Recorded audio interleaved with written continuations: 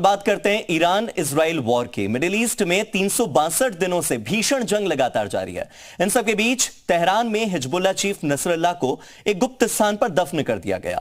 इस दौरान ईरान के सुप्रीम लीडर खामेनेई ने अपने स्पीच के जरिए न केवल दुनिया भर के मुसलमानों को एकजुट करने की कोशिश की, बल्कि इजराइल को लेकर ईरान की मंशा क्या है वो मंशा भी साफ कर दी। क्या है ईरान की मंशा, आइए दिखाते हैं आपको। अल्लाहु अकबर, अल्लाहु अकबर।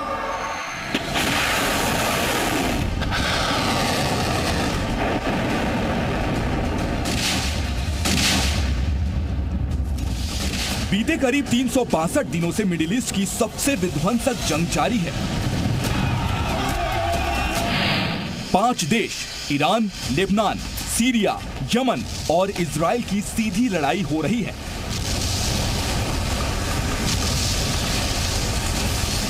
तीन संगठन हमास, हिजबुल्लाह और हूती वॉर फ्रंट में इजराइल के खिलाफ डटे हैं। आसमान से मौत बनकर बारूद बरस रही है।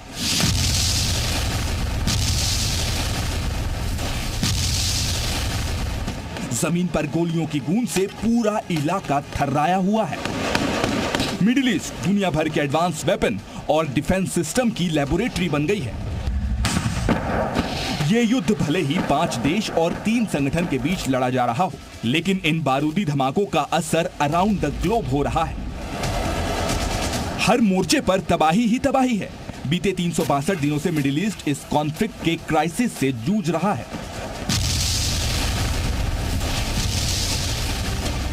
अब 7 अक्टूबर को मिडिल ईस्ट में जारी विध्वंसक जंग को 1 साल पूरा हो जाएगा और उससे ठीक 80 घंटे पहले ईरान के सुप्रीम लीडर ने एक साथ 3 बड़ा मैसेज दिया।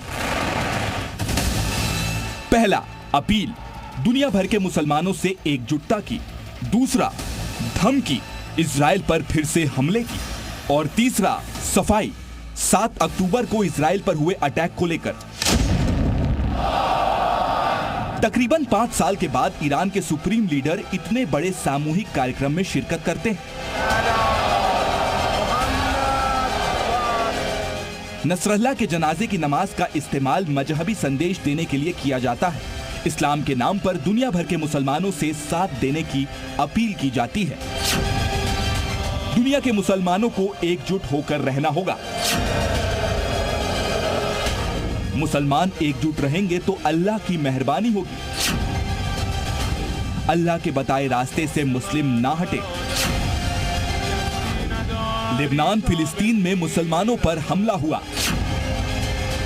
दरअसल ईरान की राजधानी तेहरान में नसरल्लाह चीफ को सुपुर्दे खाक किया गया और लाखों की ये भीड़ इसी कार्यक्रम में शामिल होने के लिए एकजुट हुई थी। नसरल्लाह की मौत के 11 दिन के बाद जुमे की नमाज का कार्यक्रम तय किया जाता है। तेहरान के ग्रैंड मस्जिद में भारी भीड़ उमड़ती है और खामेनेई का पूरा फोकस मुसलमानों को एकजुट करने पर रहता है, जो दुनिया भर की आबादी का 24% है। दरअसल कई अरब देशों ने वॉर जोन में ईरान से दूरी बना रखी है और खामेनेई चाहते हैं कि इस्लाम के नाम पर उन देशों को एकजुट किया जाए ताकि इजराइल को कमजोर किया जा सके। एक तरफ खामेनेई वॉर जोन में इस्लाम की एंट्री की कोशिश करते हैं और अमेरिका इजराइल को मुस्लिमों के दुश्मन की तरफ प्रोजेक्ट करते हैं। तो वहीं जुमे की नमाज के दौरान ही ईरान की मंशा भी साफ हो जाती है। इस्लाम के दुश्मन हमें तोड़ना चाहते हैं। मुस्लिम विरोधी विनाश की सियासत कर रहे हैं। अफगानिस्तान से लेबनान तक एक हो जाए मुसलमान।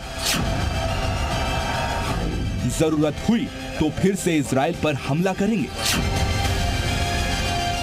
अब सवाल है कि आखिर इजराइल को लेकर ईरान की प्लानिंग क्या है, और उससे भी बड़ा सवाल कि अगर ईरान इजराइल को फिर से छेड़ने की कोशिश करेगा तो उसका अंजाम क्या होने वाला है। बीते कुछ दिनों से इजराइल के एक्शन और आज तेहरान में खामेनेई के संबोधन से साफ है कि अभी मिडिल ईस्ट में शांति के कोई आसार नहीं है। जमीन के टुकड़े के लिए जारी जंग में अब मजहब वाले एंगल पर जोर दिया जा रहा है, जिससे साफ है कि मजहब वाला ये बारूद मिडिल ईस्ट में और अधिक विध्वंस और तबाही लेकर आएगा। ब्यूरो रिपोर्ट, जी मीडिया।